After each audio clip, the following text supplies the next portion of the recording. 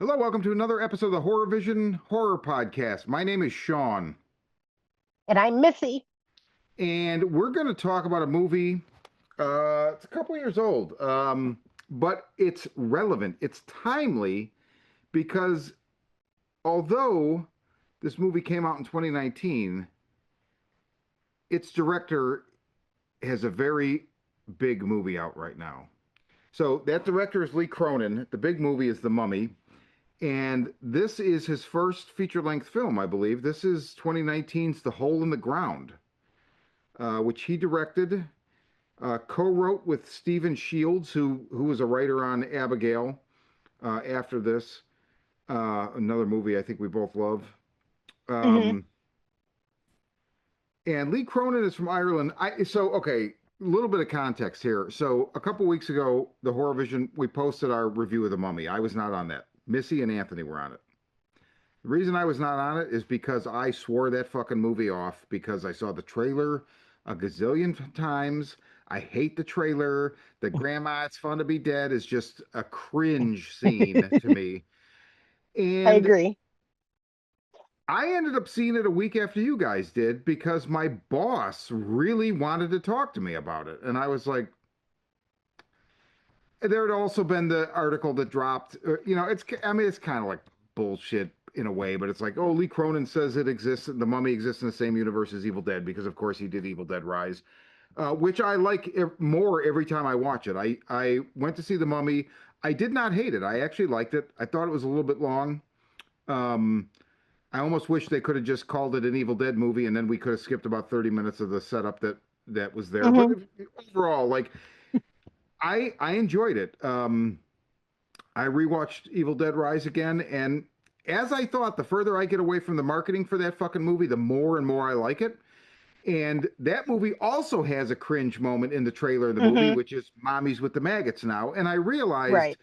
you can't blame the fucking director for the marketing. So, Lee Cronin, I really hope you get away from these people that are marketing your movies in the way that they are because they're fucking ruining them. Like I feel like Evil Dead Rise, some of the imagery that I roll my eyes at now could have been horrific and really wow if I hadn't seen it a bunch of times. And I don't know if that's the case with The Mummy, but this movie, Missy, I'm sure you realize. So this is right now is on HBO or Hobo Max or whatever the fuck it's called now. The Hole Hmm. in the Ground.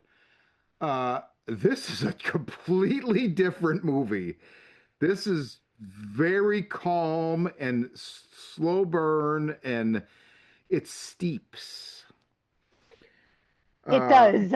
what did It. you think of this? I saw the Mummy. Mummy was all right. I like it better. I initially didn't like it, but after talking to Anthony and discussing certain things, I realized I like it as a body horror movie, but not as a Mummy movie. But that's fine.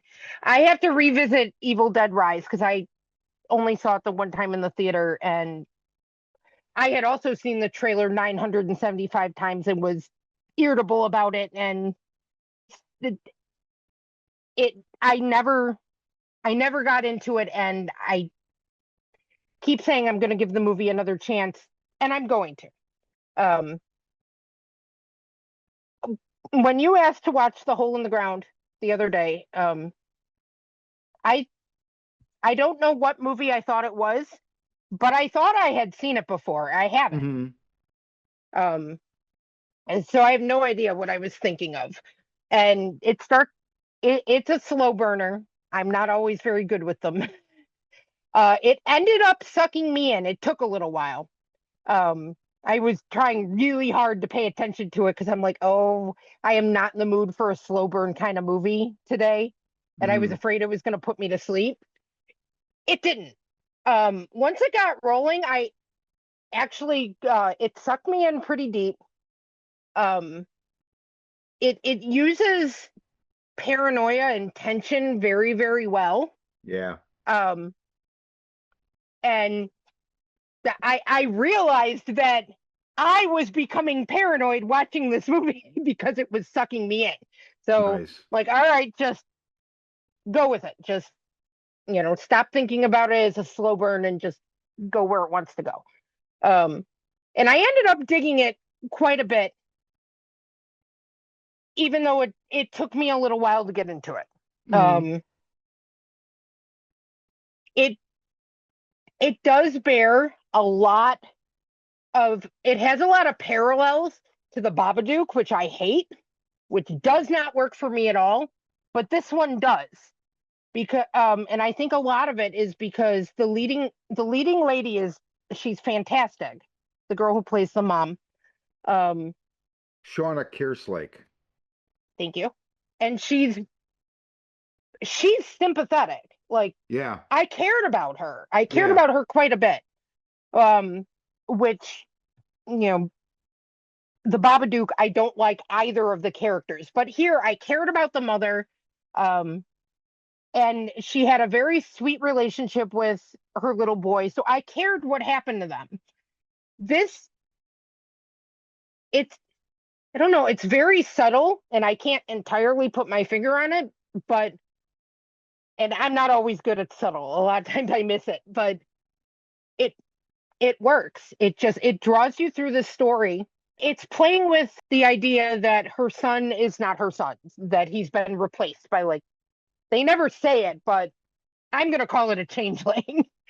um It's based on two big Irish folklore bullet points, which is the changeling, obviously, where the fairy or the fae would take a human child and leave a fairy uh, like doppelganger in its place, mhm, right?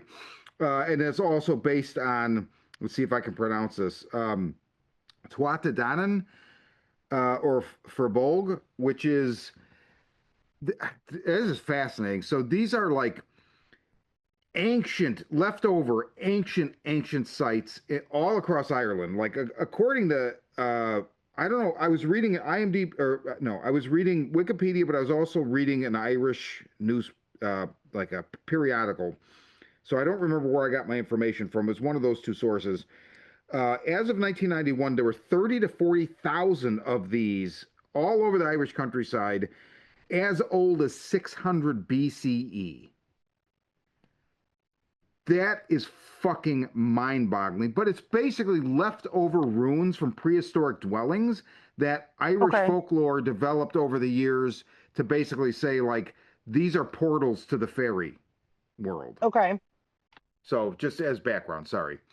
And the folklore about changelings, is that specifically, I like, it's an Irish folktale? It is now a lot. So that's a very good question. As far as like there is shared folklore. Like if you really go get into folklore in the British Isles, uh, there is shared concepts. I don't know if that transcends Ireland and that you see a similar thing in Britain or Scotland. I'm not sure. I'm Okay, aware of it mainly in Ireland. And there have been okay. a number of movies. Like I know why I didn't see this when it came out because there was a lot of movies that kind of dealt with this at that Mm-hmm. time. There was the Hollow or the Halo. Uh, The I mean, Harrow, right? maybe that was it. Um, it was a movie about a couple in the Irish countryside, and I Mm-hmm. believe almost the exact same thing happens. Uh, there's a number of movies from around this time, so it seemed like, oh, just another one. I'll get to it eventually or Mm-hmm. whatever, and I just forgot about it. I'm sorry, I completely diverted you. So you were, I meant to just inject the context of the folklore, but you were talking about the folklore of the changeling. Oh, I like the way it plays very well with, is this child a changeling or is she losing her mind? Yeah, And the way it's filmed and the sounds and everything, it it kind of makes you feel like you're going crazy with her. And yeah, I think that's what sucked me in. A lot of movies have tried to do it and don't usually nail it. And I think Lee Cronin does. And I think it's very impressive for a first film. It's well shot. I mean, it's not typically my kind of thing at all. It's slow moving. It's subtle. It's dealing uh, very deeply with this maternal, relationship. These are, right, like, it's not my jam, and it still managed to suck me in, even though I was tired and not really in the mood for it. right. So I mean, This is not typically my type of movie, but I would recommend this movie to people who like those kind of things. Yeah, I agree. I would definitely recommend this movie. It's I didn't realize it was A24.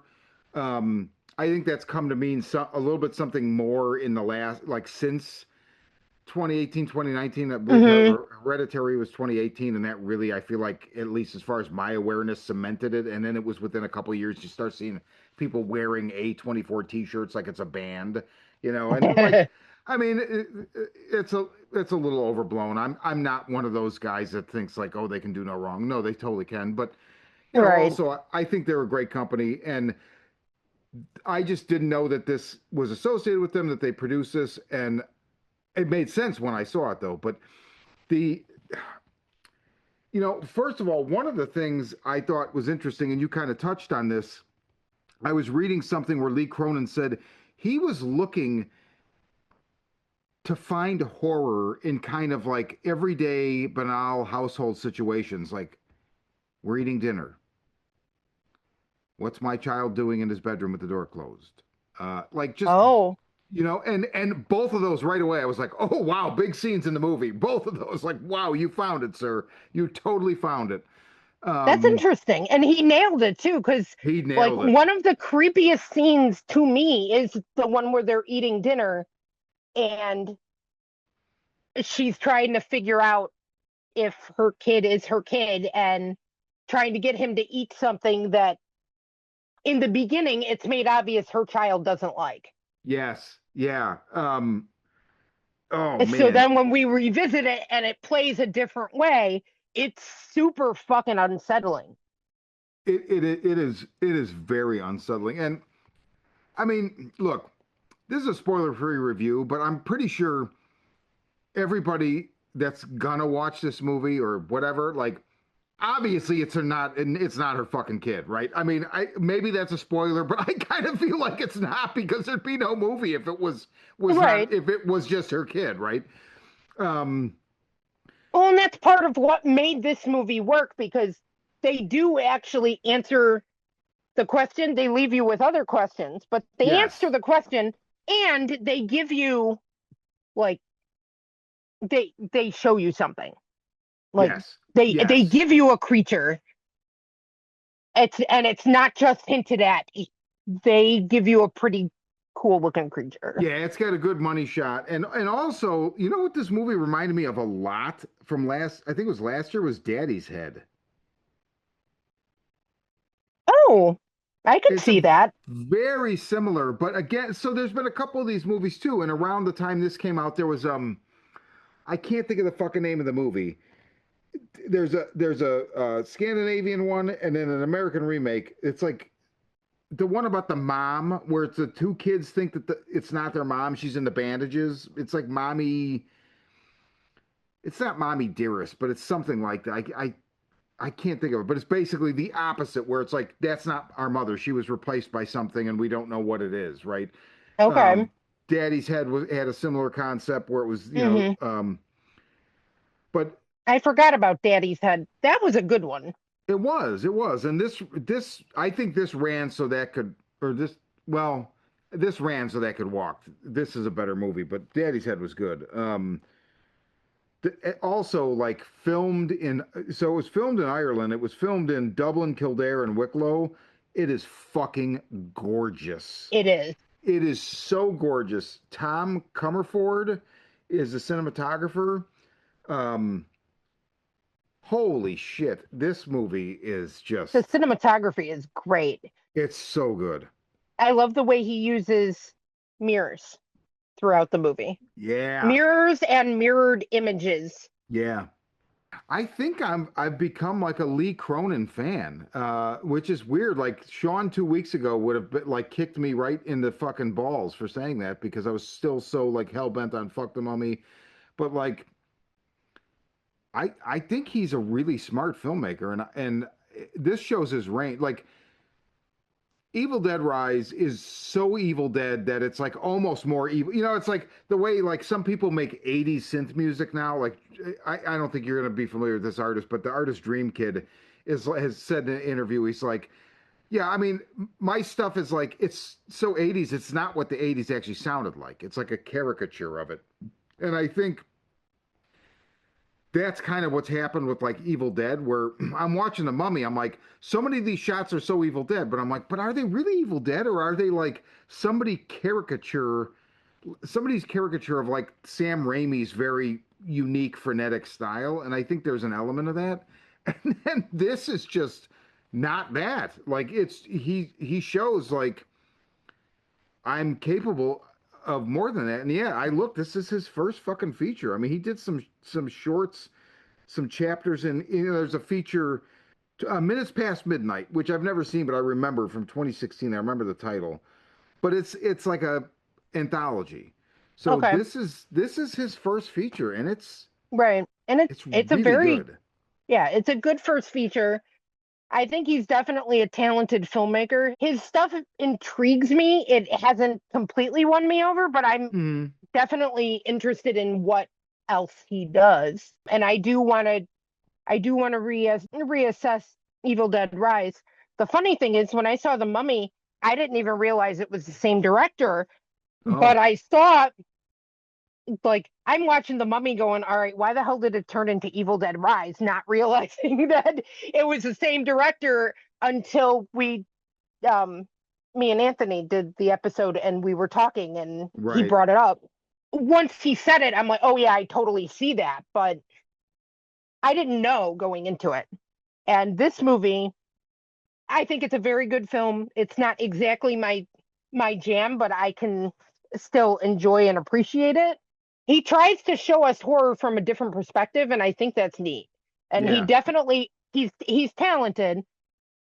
Like, and the next two movies he did are like big studio movies. I feel like you get to see more more of him as a filmmaker here, and Yes, I this is agree. the movie that intrigued me the most. I Even though it's agree. pretty like it it's very simplistic. It's basically a two-hander. You're really only dealing with two people through the whole thing. Right. There's not a lot of characters or anything, but it's powerful. It's a It is. powerful film. I agree. Yeah, I really enjoyed it. I think I think it'd be a good movie to just like what I don't do anymore, but like I wish I did. Uh, Turn off all the lights, get high, and just watch the movie start to finish. Like it's I don't know. I see when you said it pulled you in. I know exactly what you meant. I feel like it's designed that way. I didn't realize at first, like I'm watching it going, it's 1 o'clock in the morning, and this is a slow burn, and I need to watch, I need to finish this movie and not fall asleep, and it felt like I could feel myself resisting against it, and then at some point, I don't even remember. Oh, I do know what part it was. It was the part with the fucking song. That scene super unsettled me, where she sees her son at school and he's singing that song and Yep. everything slows down. And I realized that I had like inched very close to my TV and my eyes were huge. And I'm like, all right, I guess I'm in. That's the fucking marvel of the slow burn, where It doesn't usually get me. it can get you when you least expect it. You know what I mean? Like it pulls you in regardless. And yeah, I that was a good scene. Absolutely. And the paranoia, like I know what you mean. Like I felt her paranoia very strongly. Very, Right. very strongly. And that's also what I mean when I talk about immersion. The Babadook, I respect it. It's just it's not a movie. It's not a movie I like at all. And it never sucked me in that way because I always found I found the people so standoffish I couldn't connect to them. But Hmm. here I felt this woman's paranoia deeply and I cared what happened to her. Yeah, I agree. I thought she was really good. Um as was James Quinn Markey as the Is child, that the little boy? and I got to tell you, I just had the biggest what the fuck moment right now because I'm looking at IMDb, Yeah, and I click on him. This is not going to mean anything to you, but Kirsten and I have been working our way through the show Vikings, yeah. and there's a character Ivar the Boneless that is just fucking crazy. And he's young Ivar. I was like, are you fucking kidding me? Oh, But this kid? I'm looking at this picture. I was like, oh That's my awesome. God. Oh my God. Oh, It's so fucking crazy. the kid was outstanding. He was really good. He's not annoying at all. He's not annoying at all, but I mean, this movie it's carried by two people, and one of them is a child. Yeah. And child actors, they often can't convey. Like, this kid was fantastic Yeah, he was really good. He was really good. because he carries the movie as much as she does. Yeah. No, I think it's like in a way, like I love the Babadook, but this is like the anti Babadook because it's characters that are like in the Babadook, they're not sympathetic. Like I find them to be sympathetic Are because they I've come supposed around to to be? understand them. But but the thing with the Babadook is they're caustic. The whole point of that movie is you're not going to like them because everybody in their life shuns them because they're so caustic. So like they do a great job making you feel the same way. Everybody it's like, "Oh, get these fucking people out here. Oh my God." This is the exact opposite where like I am 100% invested in their relationship as mother and son. Yeah. 100%. And like when she goes and does what she does to save him, Mm-hmm. I believe it 100. There's never a moment where I'm like, she would not do that. Like Yeah, same. Well, 100%, I and believe it. they Lee Cronin does the opposite in that he does give you an answer and he does give you a creature. Yes, he does. He absolutely 100% And does. And that it's is cool too. and it is cool. Um, whereas if the Babadook had given me a creature, maybe I'd feel a little differently about it, but No, it's because it's a metaphor, right? So I mean that's my problem with the movie too. it Is like was at the end, it's like, marketed oh, as it's a metaphor. Okay, fuck you. But I still like the yeah, movie, but I hate that it's a metaphor. It's like but this could be was not a metaphor. no, not at all. No metaphors here. None. Thankfully, Maybe none. that's why it resonated because it was the Yeah, he does everything opposite. It's got similar storylines and similar themes, yeah. but he does everything in a in the opposite direction. Well, also And that is grief horror. This is not at all. There's nothing about this as grief horror. is this folk horror? Yeah, It would actually, be, it wouldn't it? 100% would be. Yeah. Yep. Absolutely. Yeah. So we missed out on doing a Sticks and Stones episode on this, but whatever. Fuck it. But yeah, this is totally because it's based on Irish folklore, and I mean that's like it's a rich the changeling thing and the fairy fort. Like I had never heard the term fairy fort, but like once I started googling it, I fell down a fucking rabbit hole. I was like, oh my God.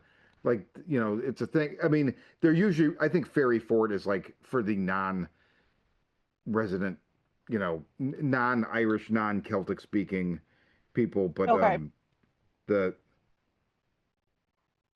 Tuatha De Don, I can't, man, Celtic is very hard to pronounce. Yeah, it's just fascinating. It's really, really fascinating. And I love that idea that their whole country is populated by thousands of sites that parts of the population look at as like portals to another world. I think that's incredible. It makes almost the whole country a thin spot.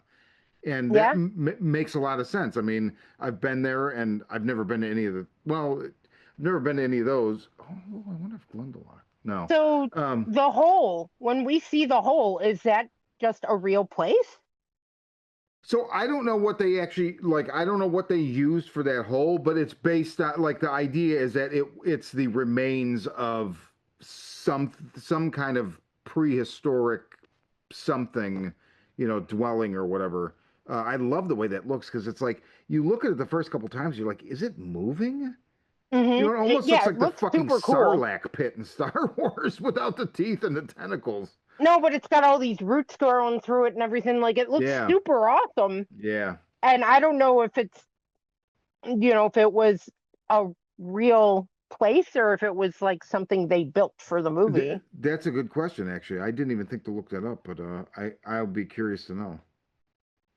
Because you were talking about all these different runes and it was filmed in Ireland. So, Yeah, but yeah, I really enjoyed this, and I think anybody that saw The Mummy and liked it, or even if you didn't like it, it's a totally different kind of movie. So you might want to check this out. I recommend it either way. If you did see The Mummy and you liked it, this is not going to be that. So this will give you a completely different side to this filmmaker that I'm pretty sure is probably hmm. going to be making movies for a while. And I'm glad for him. I think I, Oh, I'm hell yeah. I'm really curious to see what he does next. And also, but again, like hopefully the marketing can fucking chill the fuck out. Um, and I think it's pretty cool that in three movies he's smart because he positioned himself like the name of the mummy is actually Lee Cronin's The Mummy. Like not a lot of people get that kind of treatment in three movies, whether they think to Yeah. get it like or whatever, but like that's pretty fucking smart. So I don't know. I wish him nothing but the best, and I'm curious to see what else he does. Yeah, for sure. And like, I liked getting to see this version of, we've seen these big budget movies, Mm-hmm. but seeing something that feels small and Yeah. indie and that kind of thing makes you feel like you're getting more of the authentic flavor of this director's Well said. palette, I guess. Yeah. Yeah. Well said. It just it I mean, I know it's a movie, but it feels more real. Yeah, Eh, I agree. Oh, 100%, Not 100% more real like real. real world, like real like what he has to say. Yes, yes, absolutely.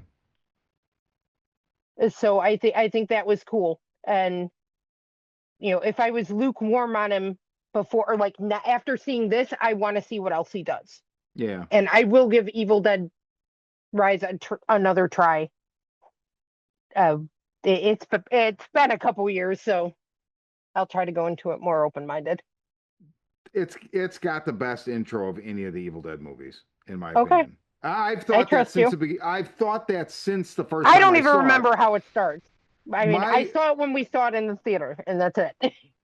one of my big problems with it, also other than the marketing, was and the oversaturation, was the fact that like I love Fede Alvarez's 2013, and Hmm. I Me just too. didn't expect it to be quite. I don't know. Like there was just things about him. Like, really, we're gonna go back and do that? Like it wasn't as severe as I thought it should be, but like it makes sense to me now. And we've Okay. got another Evil Dead movie coming out in just a couple months, and we'll see how that goes. But yeah, Lee Cronin's The Hole in the Ground. It's on Hobo Max. I would recommend it. Yeah, I would too. And this is the Horror Vision. I'm Sean. And I'm Missy.